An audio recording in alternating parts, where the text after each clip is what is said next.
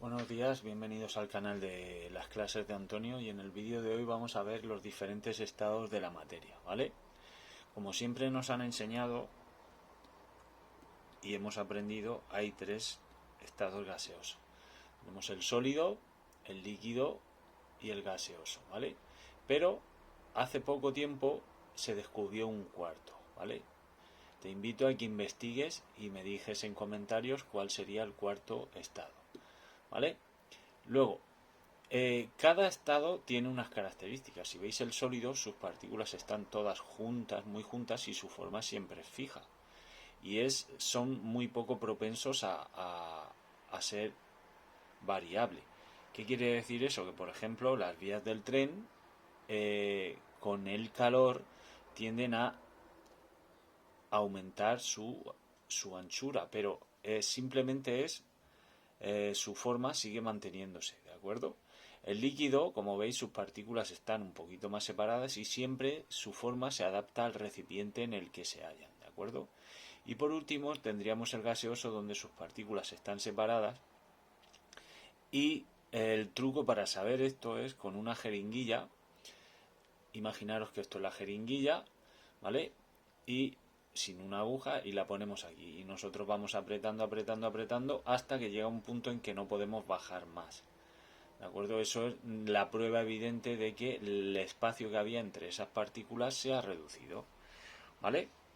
Como veis, para pasar de un estado a otro entra en juego la temperatura, ¿vale? Si la temperatura aumenta, para pasar de sólido a líquido hablaríamos de fusión, y de líquido a gaseoso hablaríamos de evaporación, ¿vale? Y es importante recordar esto porque ahora en la gráfica vamos a ver qué ocurre. Luego, si la temperatura aumenta de manera muy rápida, podemos pasar del estado sólido al gaseoso, y a ese paso se le llama sublimación, ¿vale? Cuando la temperatura recorre el camino contrario, es decir, va descendiendo, para pasar de gaseoso a líquido hablamos de condensación, y para pasar de líquido a sólido hablamos de solidificación, ¿vale? Si la temperatura cayera bruscamente, hablaríamos de sublimación inversa.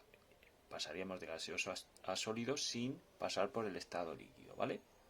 Como veis, en esta gráfica vemos que aumenta la temperatura, pero hay unos puntos donde la temperatura se mantiene. ¿Qué quiere decir eso?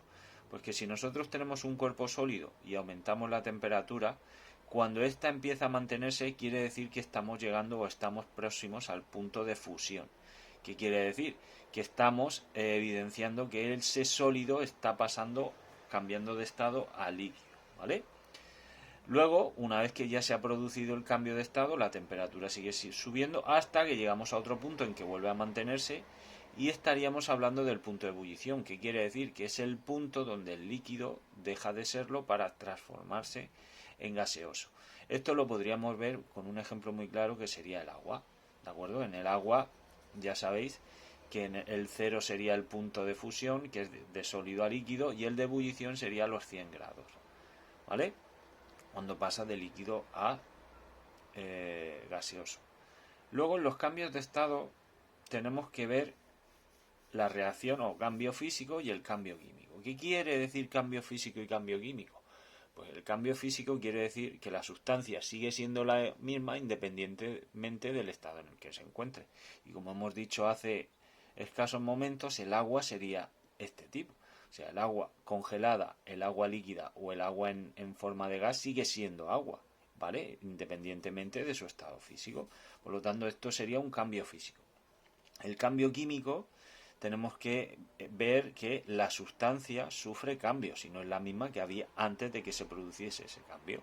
Por ejemplo, un clavo de hierro, cuando entra en contacto con el oxígeno, pues llega un momento en que se transforma en otra cosa, que sería un clavo oxidado.